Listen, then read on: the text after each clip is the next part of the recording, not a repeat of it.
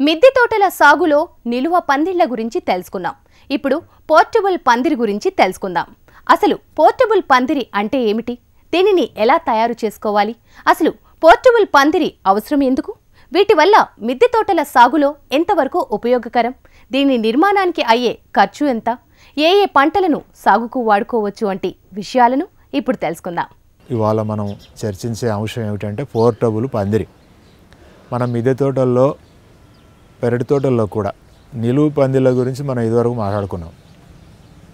మిద్దె మీద చుట్టూ రక్షణ గోడ ఉంటుంది కదా, పారాపిట్ వాల్ అంటారు. దాని చుట్టూ నిలువు పందిరి కట్టుకోవడం గురించి మనం ఇదివరకే ఎపిసోడ్లలో మాట్లాడుకున్నాం. నిలువు పందిరికి అన్ని తీగ జాతులు ఎక్కించుకోవచ్చు. వర్టికల్గా పందిరి ఉంటుంది కనుక చుట్టూ నాలుగు వైపులా మనకు మిద్దె మీద నీడ పడదు పందిళ్ళ వల్ల. అందువల్ల మనం వర్టికల్ పందిళ్ళ గురించి చెప్పుకున్నాం. ఇప్పుడు పోర్టబుల్ పందిరి గురించి ఇప్పుడు మాట్లాడుకుందాం. పోర్టబుల్ పందిరి అంటే ఏమిటి? మనం ఈ పందిరిని చూడండి. ఇది ఇనుప రాడ్లతోటి 8 mm ఇనుప రాడు, 8 mm లేదా 10 mm పెట్టుకోవచ్చు. ఇనుప రాడుతో ఒక పందిరిని వెల్డింగ్ చేయించుకున్నాం. పందిరి ఇది 4 ఫీట్ల పొడవు వెడల్పు, 5 ఫీట్ల హైట్ తోటి ఈ పందిరి ఉంది. హైట్ పెంచుకోవచ్చు, 5-6 ఫీట్ల హైట్ కూడా పెంచుకోవచ్చు, 8 ఫీట్ల హైట్ దాకా కూడా దీన్ని పెంచుకోవచ్చు. పొడవు వెడల్పు ఈ పందిరి. అసలు పోర్టబుల్ పందిరి అవసరం ఎందుకు అంటే, పందిళ్ళు అంటే సాధారణంగా మనకు కర్రలతో వేస్తాం.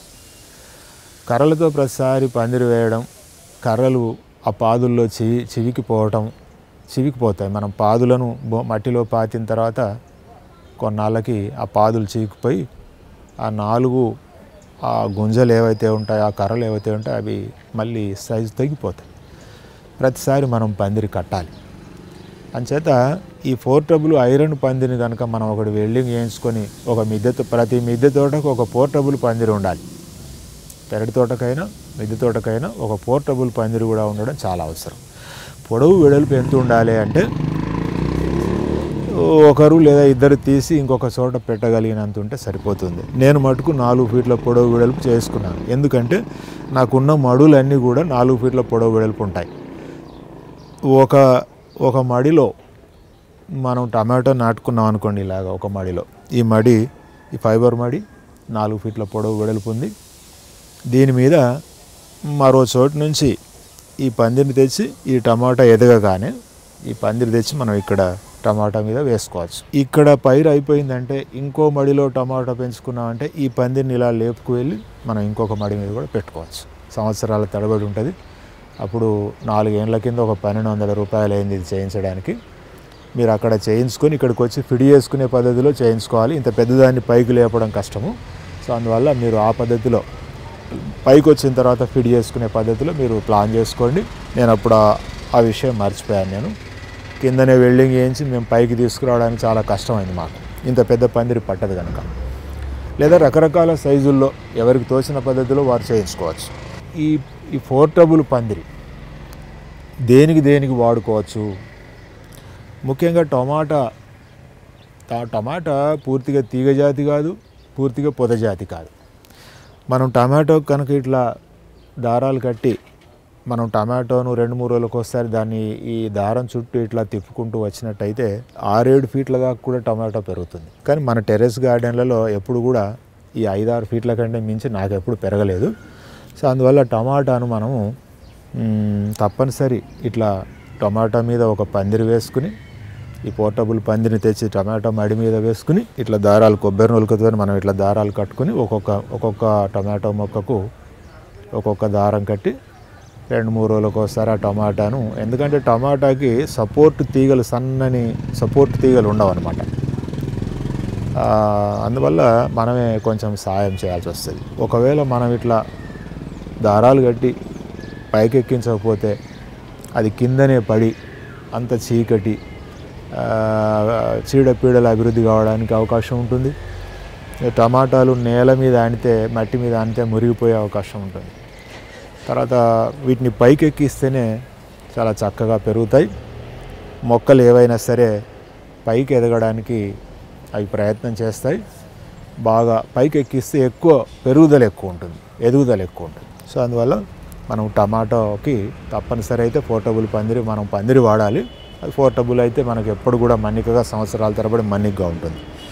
అయితే టమాటోకి కాకుండా ఇదే మడిలో ఈ మడి మధ్యలో ఒక బీరపాదు నాటుకొని, ఒక కాకరపాదు నాటుకొని, ఒక సోరపాదు నాటుకొని, ఒక పొట్లపాదు నాటుకొని, లేదా ఒక దొండపాదు నాటుకొని కూడా మనం ఈ పందిరి మీదకి ఎక్కించవచ్చు. అంటే తీగ జాతులకు కూడా మనం ఈ పోర్టబుల్ పందిరిని వాడుకోవచ్చు.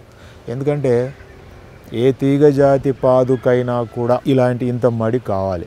మీరు చిన్న చిన్న కుండీల్లో తీగ జాతులు పెట్టి పండించలేరు, పెట్టగలరు, పెంచగలరు, ఒక కాయించగలరు, కానీ కుటుంబ అవసరాలకు సరిపడా కాయలు కుండీ సేద్యం ద్వారా మనకు సాధ్యం కాదు. కుండీ సేద్యం అంతా పూల మొక్కలకు సరిపోతుంది. మీరు తీగ జాతులు ఏవి పండించాలన్నా ఈ టబ్బు మధ్యలో, ఈ మడి మధ్యలో 4-5 గింజలు నాటుకుంటే, తీగ జాతులు 4-5 బీర గింజలు నాటుకుంటే కాస్త పైకి తీగలు కట్టి ఈ పందిరి మీద అంతా కూడా బీర తీగ ఈ పందిరి మీద పారుతుంది. దీని మీద నీడ ఉండటం వల్ల, అంటే ఈ మడి కింద అడుగు భాగం మట్టి అంతా ఆ మొక్కల వేళ్ళు పారుతాయి కనుక ఈ పైన నీడ ఉన్నా పర్వాలేదు. సంచేత లిమిటెడ్గా ఉంటుంది. పోర్టబుల్ పందిరి ఏమిటి అంటే లిమిటెడ్గా ఉంటుంది. మనం ఏ మొక్క కోసం నిర్దేశించామో అది మాత్రమే వాడుకుంటుంది. ఆ మొక్క అయిపోగానే, ఆ పందిరిని తీసి మనం ఇంకొక చోట వేసుకోవచ్చు. ఇదైతే ఒకరు లేపి ఒక చోట, ఒక మడి మీద నుంచి ఇంకొక మడి మీద దీన్ని పెట్టచ్చు. నిన్న నేను ఈ పక్క మడి నుంచి ఇక్కడ ఈ టమాటో అయిపోయింది. ఇక్కడ ఈ మునుపుండే టమాటో మనం ఒక ఎపిసోడ్లో దీని గురించి మాట్లాడుకున్నాము. ఇక్కడ ఉండే పందిరి ఈ టమాటో అయిపోయింది. ఇది ఎదుగుతోంది ఇప్పుడు, ఇది కొత్త టమాటో. సో ఈ పందిరిని నేను ఒక్కరినే తీసి నేను దీని మీద పెట్టాను. అదే కర్రల పందిరి అయితే చాలా సమస్యలు ఉంటాయి. ఇదివరకు 2 కర్రల పందిర్లు కూడా ఉండే, కానీ వాటి వల్ల కొన్ని సమస్యలు రావడం వల్ల నేను అవి వేయటం లేదు. అవి పాదులు చివికిపోతాయి ముఖ్యంగా. సో ఇదైతే సంవత్సరాల తరబడి మనం కాస్త పెయింట్ వేసుకున్నట్టయితే మధ్య 2-3 ఏళ్ళకోసారి పెయింట్ వేసుకుంటే తుప్పు పట్టకుండా చాలా బాగుంటుంది. గాలి వెలుతురు ఆడుతుంది. గాలి వెలుతురు ఆడటం వల్ల, ఎండ పడటం వల్ల చీడపీడల బెడద తక్కువ ఉంటుంది, కాపు కూడా మంచిగా వస్తుంది. సో అందువల్ల మిద్దె తోటల వాళ్ళందరూ కూడా మిద్దె తోటల్లో ఈ పోర్టబుల్ పందిరి చేయించుకోవడం మంచి పద్ధతి. వచ్చే వారం ఇంకొక ఎపిసోడ్తో మళ్ళీ కలుసుకుందాం. నమస్కారం.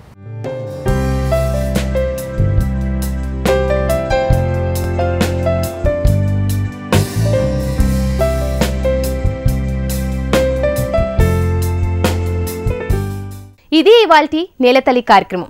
నమస్తే.